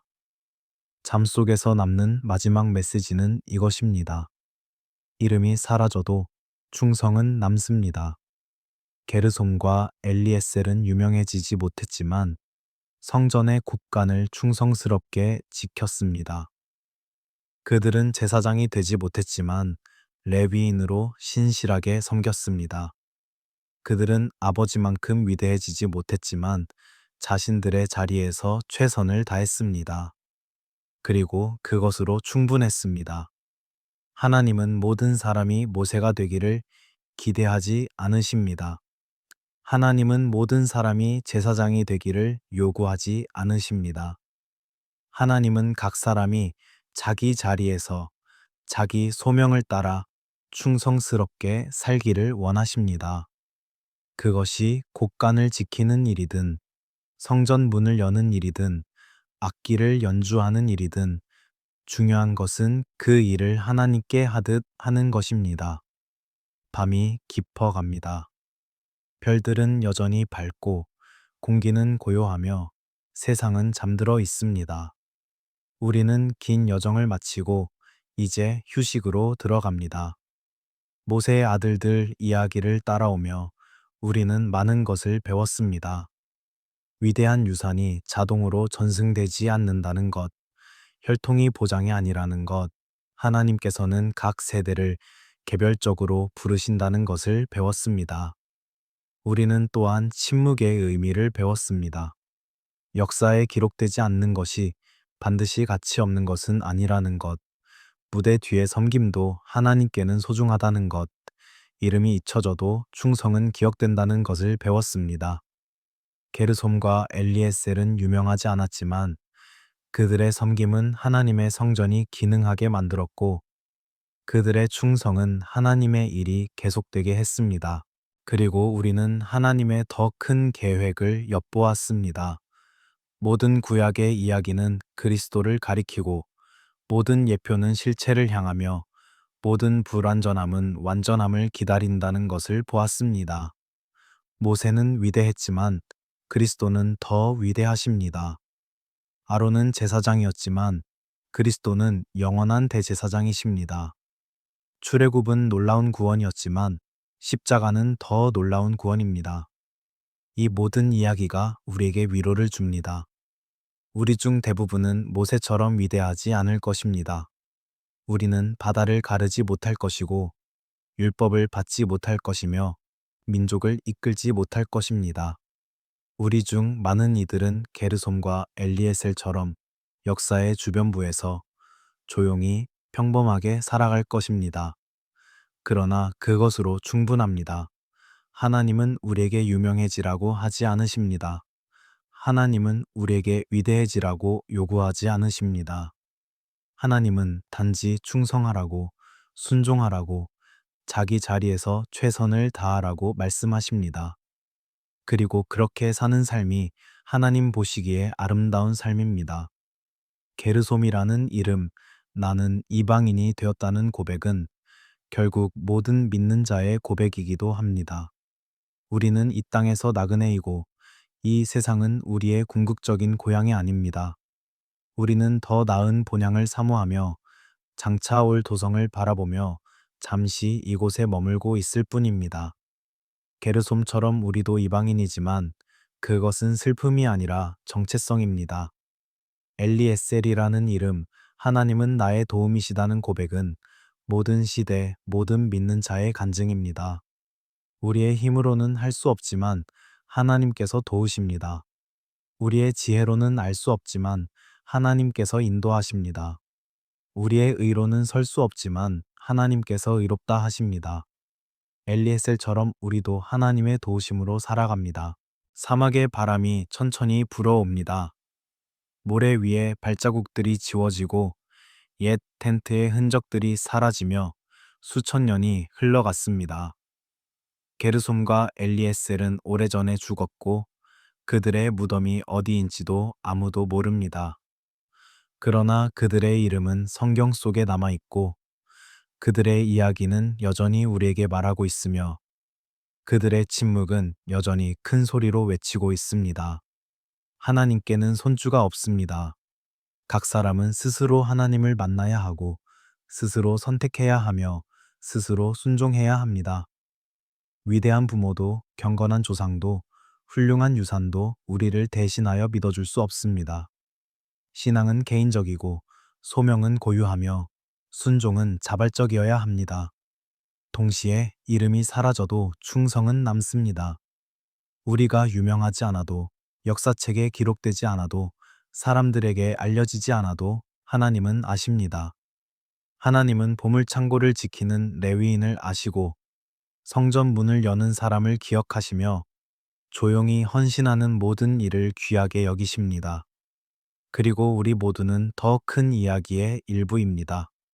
우리의 삶은 그리스도를 가리키고 우리의 섬김은 하나님 나라를 이루며 우리의 작은 충성은 영원한 목적을 섬깁니다. 우리는 주인공이 아니지만 주인공을 섬기는 자들입니다. 우리는 빛이 아니지만 빛을 비추는 자들입니다. 우리는 왕이 아니지만 왕께 충성하는 자들입니다. 밤은 이제 가장 깊은 곳에 이르렀습니다. 당신의 눈꺼풀은 무겁고 호흡은 느리며 몸은 편안합니다. 게르솜과 엘리에셀의 이야기가 당신을 잠으로 이끕니다. 그들처럼 우리도 완벽하지 않고 위대하지 않으며 유명하지 않습니다. 그러나 그것으로 충분합니다. 하나님은 우리를 있는 그대로 사랑하시고 작은 자리에서도 사용하시며 평범한 삶에도 의미를 부여하십니다. 모세의 아들들은 역사에서 지워졌지만 완전히 잊혀지지는 않았습니다. 그들의 이름은 성경의 페이지에 남아 세대를 넘어 우리에게 속삭입니다. 네가 위대하지 않아도 괜찮다고, 네가 유명하지 않아도 가치 있다고, 네가 충성하면 하나님께서 기억하신다고 말입니다. 이 긴 밤의 여정을 함께 해주셔서 감사합니다. 우리는 이집트 궁전에서 시작하여 미디안 광야를 거쳐 출애굽의 현장을 지나 광야의 성막에 이르렀고 사사 시대의 혼란을 목격했으며 마침내 성전의 곳간에서 희망을 발견했습니다. 게르솜과 엘리에셀을 따라가며 우리는 우리 자신의 모습을 보았고 하나님의 지혜를 엿보았으며 더 큰 이야기를 이해하게 되었습니다. 이제 편히 쉬십시오. 내일 아침 눈을 뜰 때 당신은 새로운 하루를 맞이할 것입니다. 그 하루에 당신에게 주어진 작은 자리가 있을 것이고 감당해야 할 평범한 일들이 있을 것이며 아무도 알아주지 않는 수고들이 있을 것입니다. 그러나 그 모든 것이 의미 있습니다. 왜냐하면 하나님께서 당신을 그곳에 두셨고 그 일을 통해 당신을 사용하시며 그 충성을 기억하시기 때문입니다. 게르솜과 엘리에셀처럼 우리도 이 땅에서 나그네입니다. 그러나 엘리에셀처럼 하나님께서 우리의 도움이십니다. 우리는 모세만큼 위대하지 않지만 모세보다 더 큰 그리스도를 알고 있습니다. 우리는 제사장이 아니지만 모든 믿는 자가 제사장인 시대에 살고 있습니다. 우리는 역사책에 이름이 실리지 않을지 몰라도 생명책에는 기록되어 있습니다. 별들이 천천히 회전하고 시간이 부드럽게 흐르며 역사가 조용히 펼쳐집니다. 수천 년 전 사막에서 잠들었던 게르솜과 엘리에셀처럼 오늘 밤 당신도 평안히 잠드십시오. 그들의 꿈이 무엇이었는지 우리는 알 수 없지만 하나님께서 그들을 잊지 않으셨다는 것은 압니다. 당신의 꿈이 무엇이든 하나님께서 당신을 잊지 않으실 것입니다. C 채널을 구독하시면 앞으로도 이런 역사 속 잊혀진 이름들의 이야기를, 성경에 숨겨진 진리들을 밤의 고요 속에서 들려드릴 수 있습니다. 후원해 주시는 분들께는 새로운 이야기들을 미리 만나볼 수 있는 기회를 드립니다. 함께 역사를 걷고 함께 진리를 발견하며 함께 평안한 잠에 드는 이 여정에 동참해 주셔서 감사합니다. 모세의 아들들은 지워졌지만 완전히 사라지지 않았습니다. 그들은 침묵했지만 그 침묵이 말합니다. 그들은 평범했지만 그 평범함이 아름답습니다. 그들은 충성했고 그 충성이 남았습니다. 이름이 사라져도 충성은 남습니다. 사막의 모래 위로 마지막 바람이 불어갑니다. 발자국들이 지워지고 흔적들이 사라지며 밤이 모든 것을 감쌉니다. 그러나 하늘의 별들은 여전히 빛나고 하나님의 약속은 여전히 서 있으며 작은 충성들의 가치는 여전히 영원합니다. 편안한 밤 되십시오. 깊은 잠 속에서 당신도 당신만의 이름의 의미를 발견하시기를, 당신만의 자리의 가치를 깨닫기를, 그리고 당신도 이 위대한 이야기의 소중한 일부임을 기억하시기를 바랍니다. 그러나 여기서 멈추기 전에 우리는 조금 더 깊은 곳으로 들어가야 합니다. 게르솜과 엘리에셀의 이야기를 따라오며 우리는 계속 한 가지 질문과 마주했습니다. 왜 그들은 침묵 속에 남겨졌는가? 왜 성경은 그들의 실패를 상세히 기록하지도 않았고, 그렇다고 그들의 성공을 기념하지도 않았는가?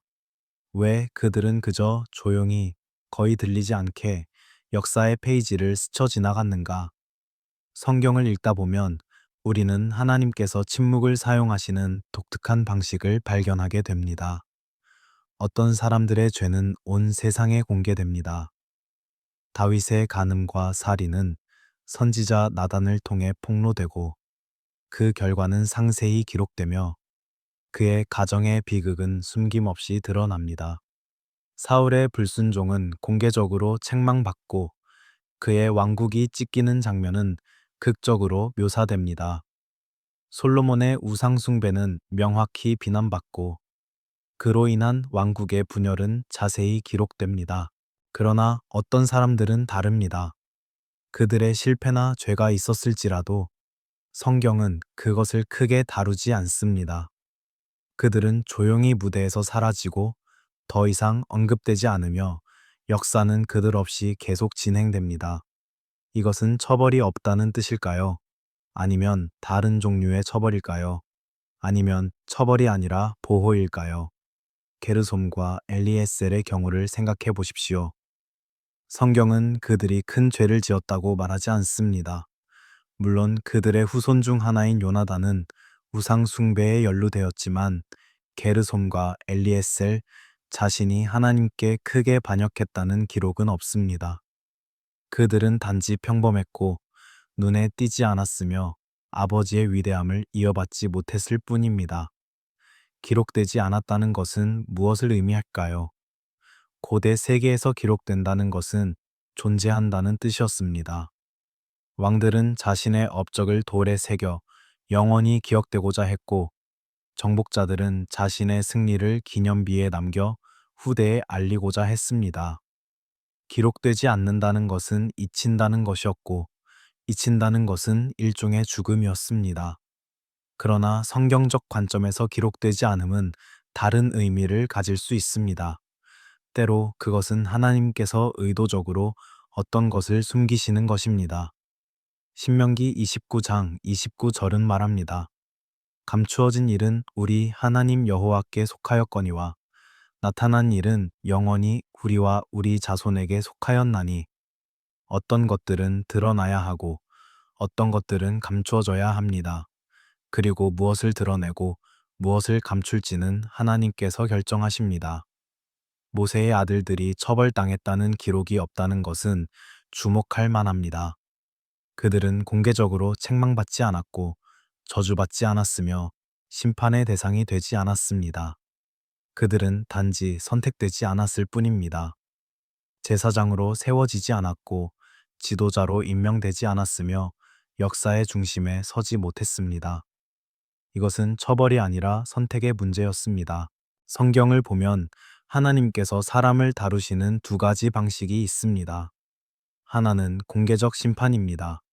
나답과 아비후처럼 불에 타 죽거나 고라와 그 무리처럼 땅이 갈라져 삼켜지거나 아간처럼 돌에 맞아 죽는 것입니다. 이런 심판은 모든 사람이 보게 됩니다. 그것은 경고이고 교훈이며 하나님의 거룩함을 드러내는 방법입니다.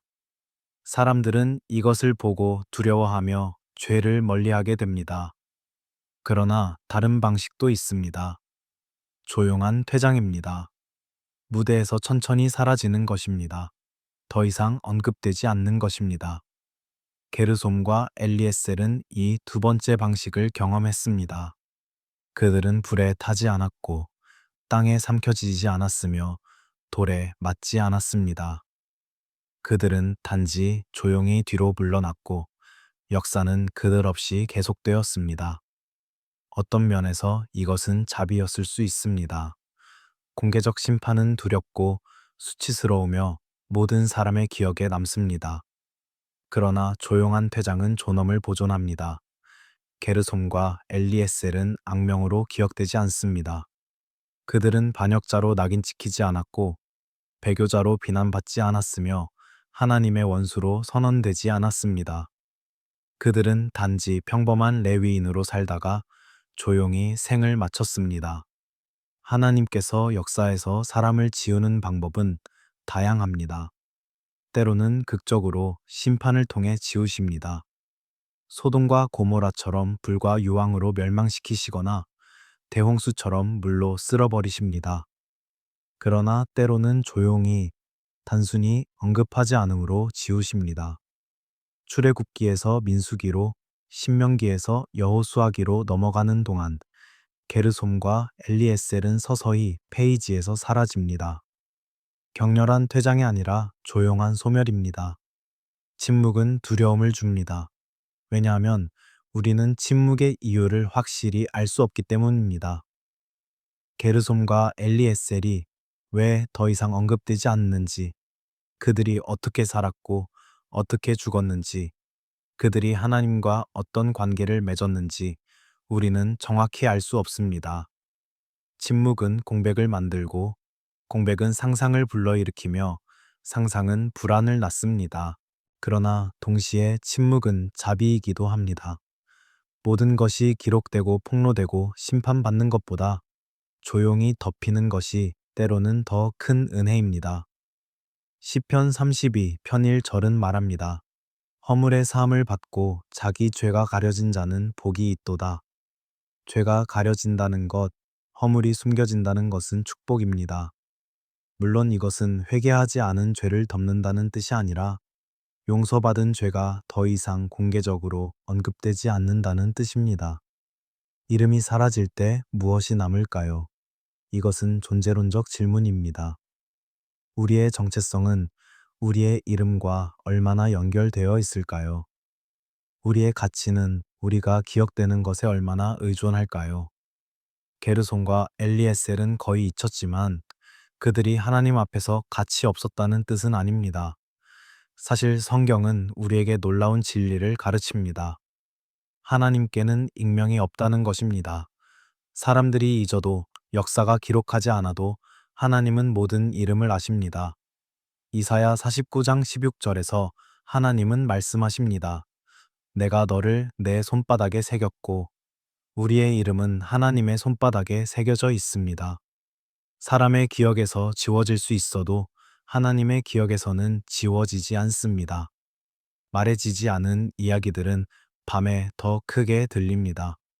낮의 소음 속에서는 들리지 않던 것들이 밤의 고요 속에서는 속삭임처럼 들려옵니다.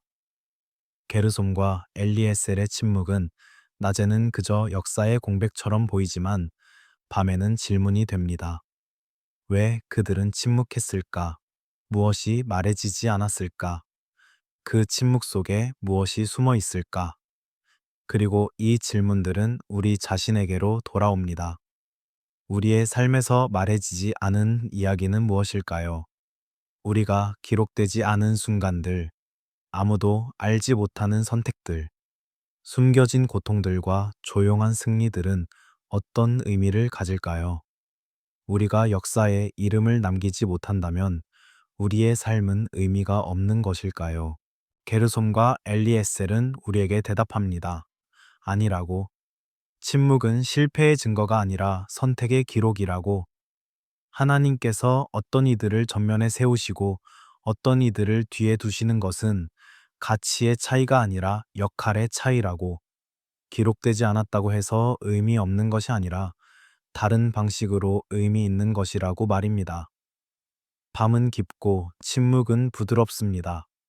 말해지지 않은 이야기들이 우리 주변을 맴돌며 우리를 더 깊은 내적 질문으로 이끕니다. 우리는 무엇을 위해 기억되고 싶은가? 우리는 누구의 인정을 구하는가? 우리의 가치는 어디에서 오는가? 이 질문들과 함께 우리는 더 깊은 잠으로 빠져듭니다. 침묵 속에서 게르솜과 엘리에셀의 목소리가 희미하게 들립니다. 우리는 잊혔지만 우리는 있었다고. 우리는 기록되지 않았지만 우리는 살았다고. 우리는 위대하지 않았지만 우리는 충성했다고. 그리고 그것으로 충분했다고 말입니다. 성경을 펼쳐 위대한 하나님의 사람들의 이야기를 읽다 보면 우리는 곧 한 가지 패턴을 발견하게 됩니다. 놀랍도록 반복되는, 그리고 고통스러울 만큼 일관된 패턴입니다. 위대한 지도자들이 흔들리는 가정을 가지고 있다는 사실입니다. 민족을 구원한 사람들이 자신의 자녀들을 잃어버렸다는 아이러니입니다. 모세를 생각해 보십시오. 그는 200만 명을 이집트에서 이끌어내고 홍해를 가르고 40년간 광야에서 백성을 인도했습니다. 그는 하나님과 얼굴을 맞대고 말했고 율법을 받았으며 성막을 세웠습니다. 그러나 그의 아들들은 어디 있었습니까? 그들은 아버지의 위대한 사역 옆에 있지 않았고 그 영광을 함께 나누지 못했으며 그 유산을 이어받지 못했습니다. 엘리를 생각해 보십시오. 그는 이스라엘의 제사장이었고 사사였으며 하나님의 집을 지키는 사람이었습니다.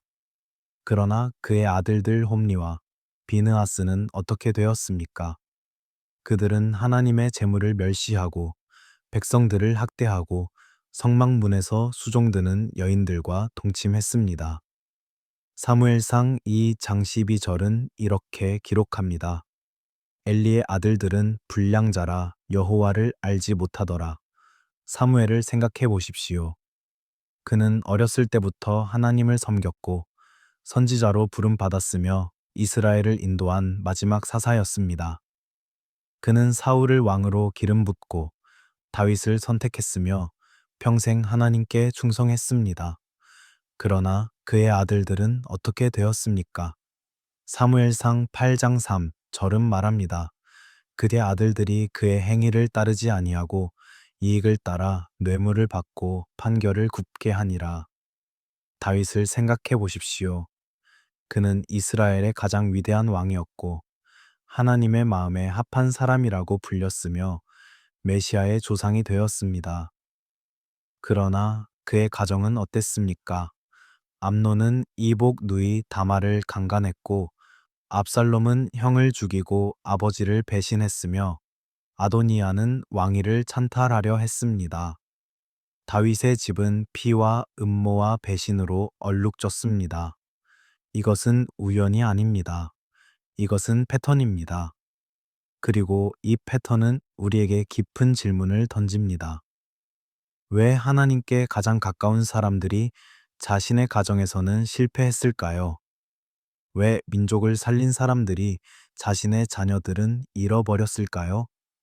왜 공적 사명과 사적 책임이 이토록 충돌했을까요? 한 가지 이유는 시간의 문제였을 것입니다. 위대한 사명은 엄청난 시간을 요구합니다. 모세는 40년간 광야에서 백성을 인도했습니다.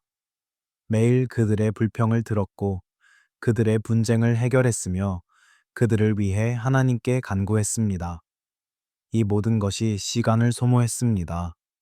그가 백성과 함께 보낸 시간은 그가 아들들과 함께 보낼 수 없는 시간이었습니다.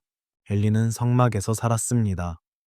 그는 아침부터 저녁까지 제사를 감독하고 백성들의 기도를 들었으며 하나님의 집을 관리했습니다. 그러나 그가 성막에 있는 동안 그의 아들들은 어디서 무엇을 배웠습니까? 누가 그들에게 경건을 가르쳤고 누가 그들의 잘못을 바로잡았으며 누가 그들과 시간을 보냈습니까? 사무엘은 이스라엘 전역을 순회하며 재판했습니다. 사무엘상 7장 16절부터 17절까지는 말합니다.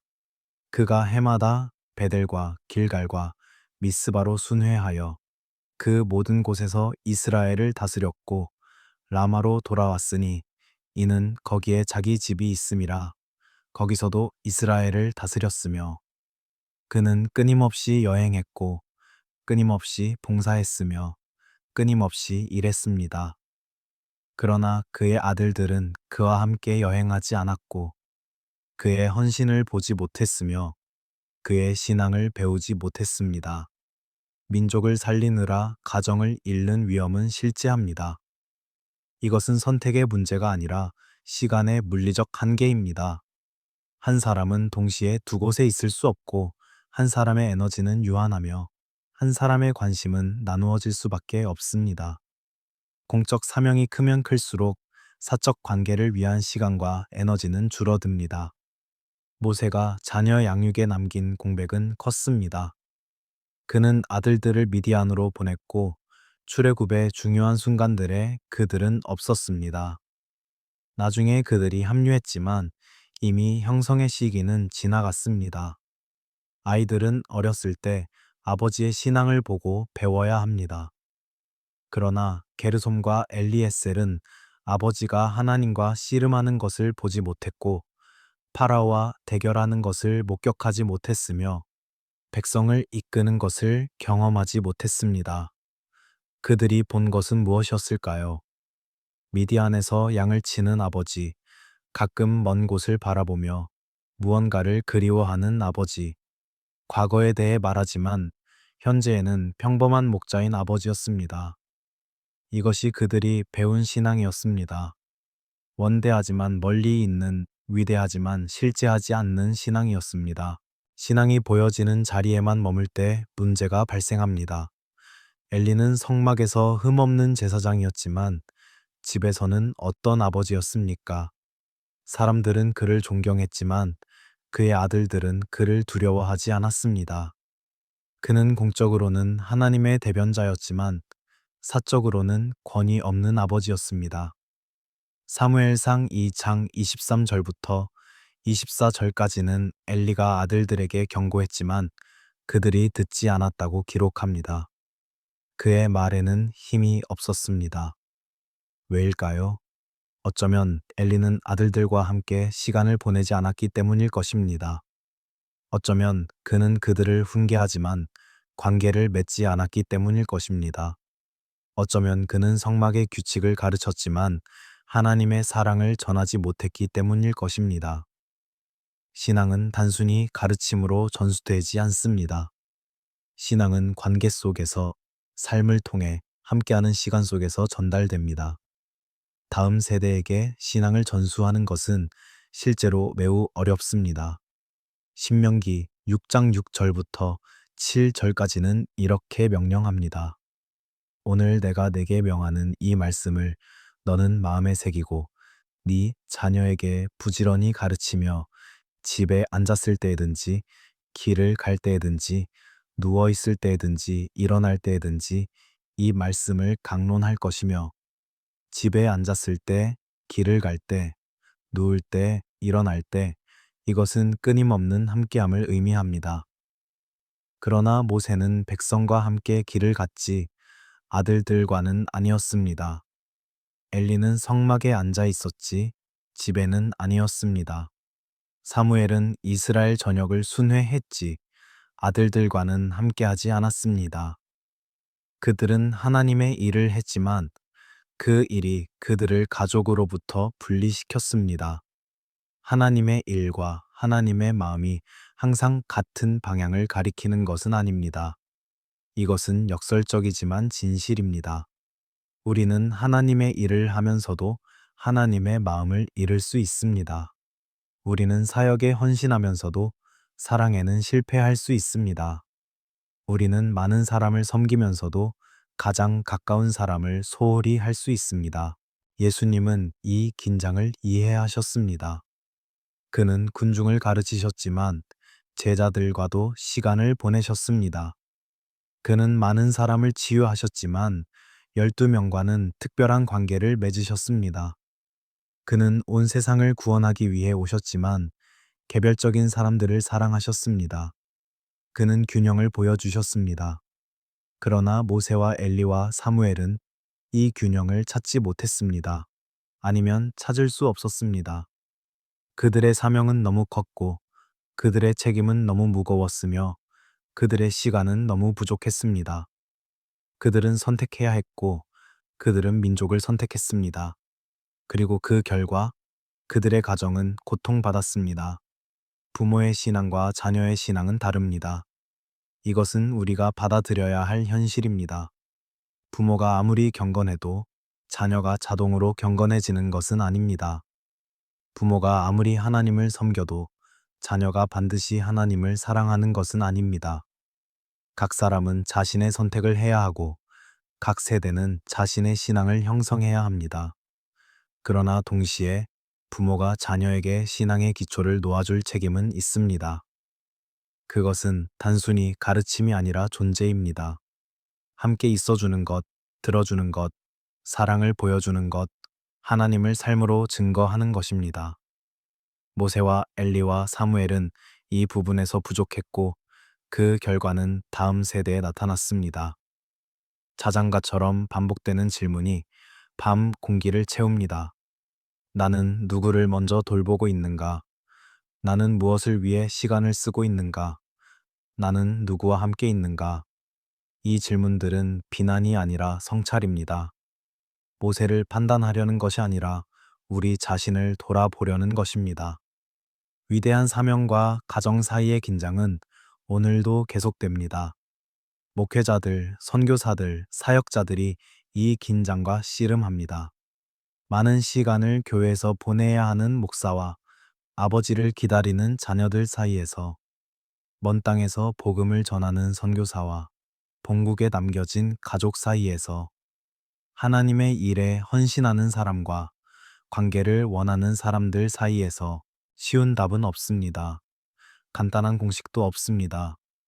각 사람은 자신의 상황에서 하나님의 인도하심을 따라 지혜롭게 선택해야 합니다. 그러나 한 가지는 분명합니다. 하나님의 일이 하나님의 마음을 대신할 수는 없다는 것입니다. 사역이 사랑을 대체할 수 없다는 것입니다. 많은 사람을 섬기는 것이 가장 가까운 사람을 소홀히 할 이유가 될 수 없다는 것입니다. 게르솜과 엘리에셀은 이 긴장의 희생자였을지도 모릅니다. 그들은 위대한 아버지를 두었지만 그 아버지는 다른 곳에 있었습니다.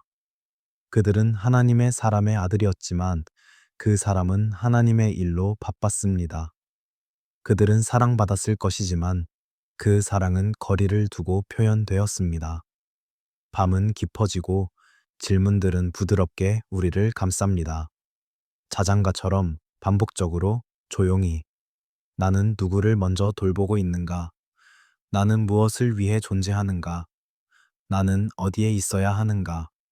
이 질문들과 함께 우리는 잠으로 빠져듭니다. 답을 찾았기 때문이 아니라 질문을 품었기 때문에, 해결했기 때문이 아니라 이해했기 때문에, 모든 것을 알았기 때문이 아니라 알아야 할 것을 깨달았기 때문에 모세의 아들들의 이야기는 계속됩니다. 그들의 침묵 속에서, 그들의 부재 속에서, 그들의 평범함 속에서, 그리고 그 이야기는 우리의 이야기이기도 합니다. 위대함과 평범함 사이에서, 사명과 가정 사이에서, 보이는 것과 보이지 않는 것 사이에서 균형을 찾아가는 우리 모두의 이야기입니다.